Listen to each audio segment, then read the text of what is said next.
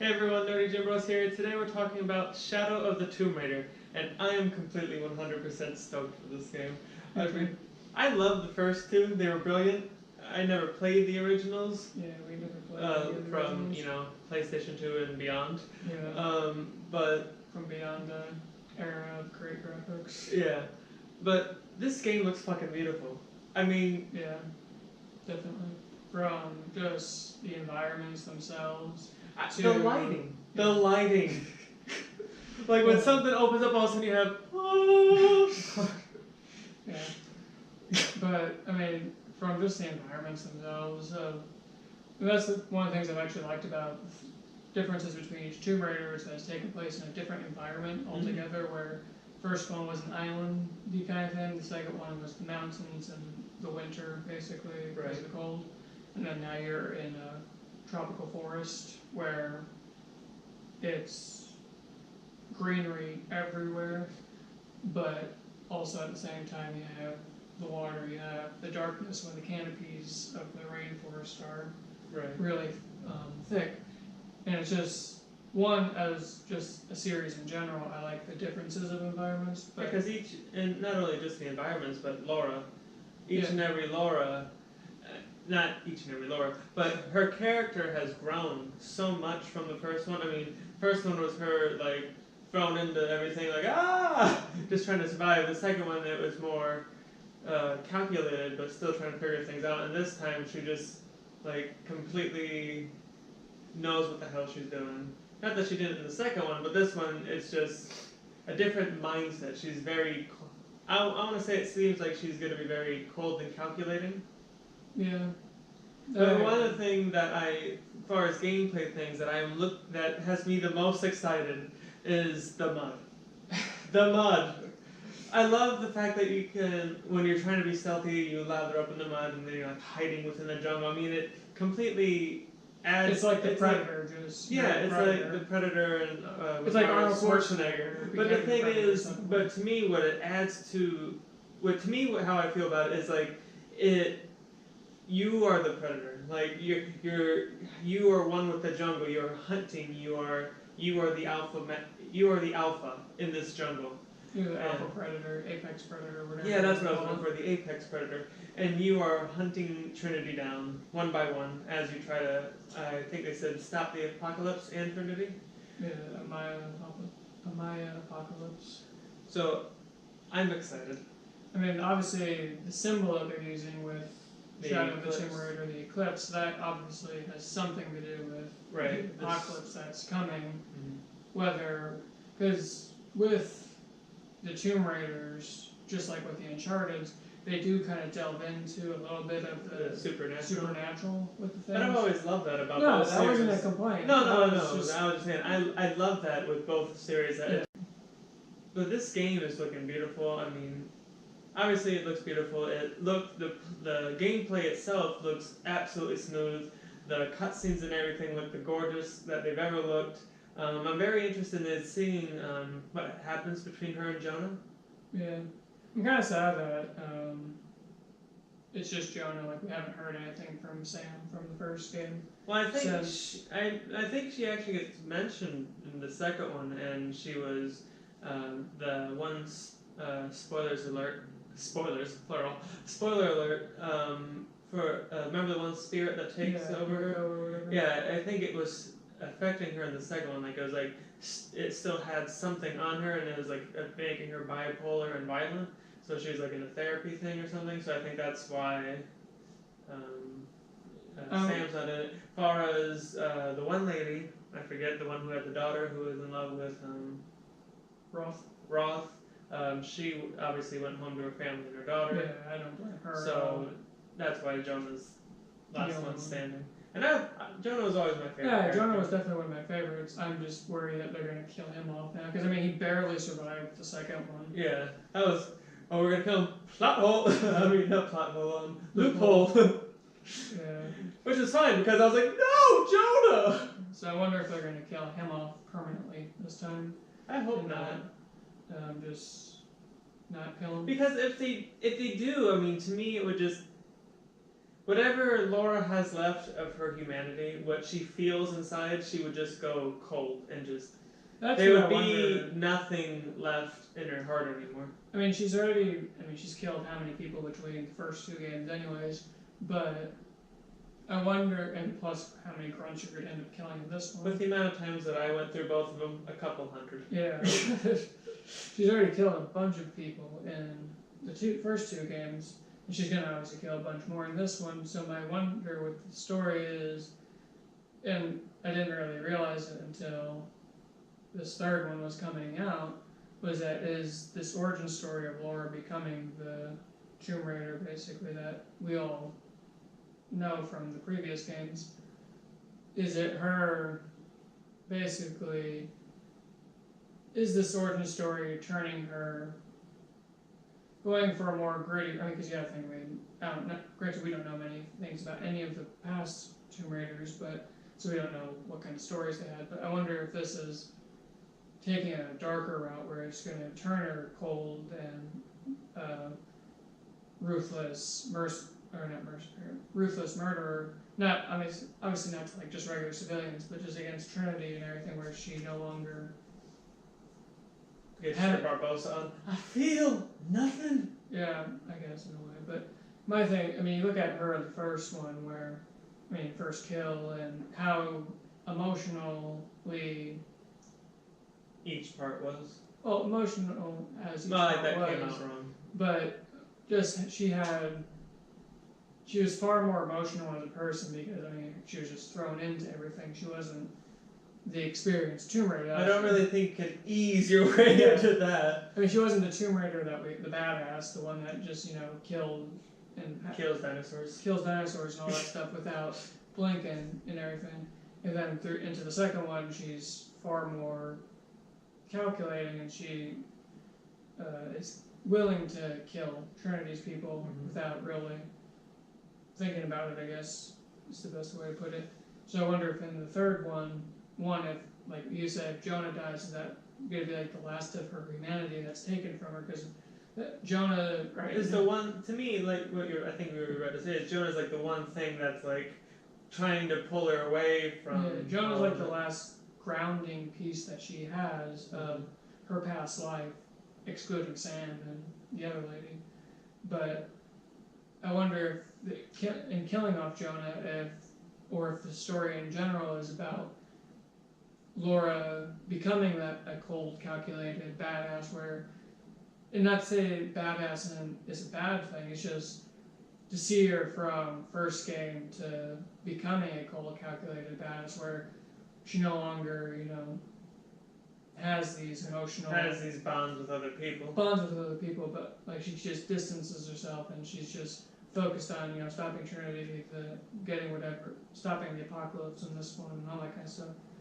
But is all this stuff of her becoming the Tomb Raider, as they keep saying, is becoming the Tomb Raider she's destined to be, is the destiny that she's following then going to be losing all of her humanity to then become a cold badass? And I wonder if that is where they're going, how long they'll be able to keep this specific Tomb Raider series going.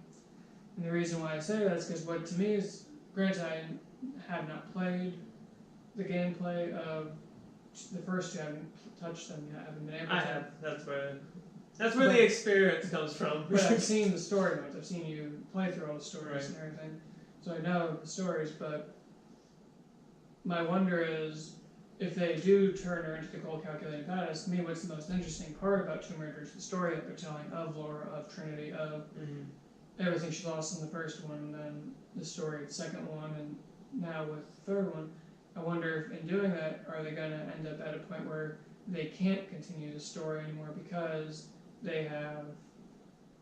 Now she's the Tomb Raider. Because she's become the Tomb Raider, and now it's like, how much emotional depth are you going to be able to give Laura at that point, I just wonder if this story, because I want them to continue making the Tomb Raider series that Crystal Dynamics and Square Enix have made, to me, is one of the great stories of the last great 10 years. Absolutely.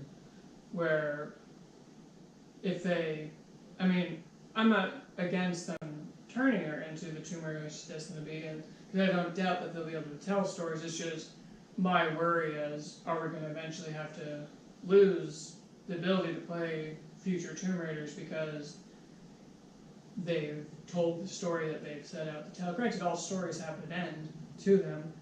I want to see more Tomb Raider, just like I want to see more of this game, but I want to see more of the Tomb Raider series in general, so I wonder if, when they finish telling the story, if they're going to be able to tell other stories with Laura, continuing with this specific Laura Croft. Because I love the story that they've told with this Laura Croft, but I also love Camilla as Laura Croft's voice.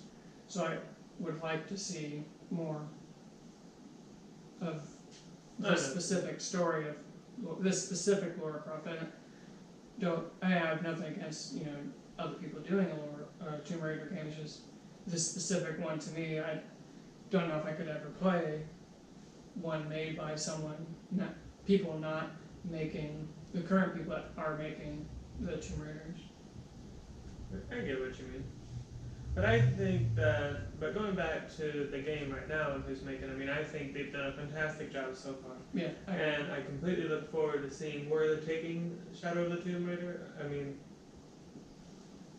One small thing, once again, that I think is cool about the Tomb Raiders in general, of this current one, is not only have the environments changed, but with each outfit, or with each game change, Laura's outfit changes with her environment.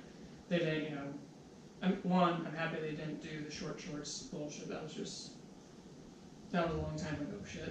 When that was, I guess, how you had to market female protagonists. I don't really know why.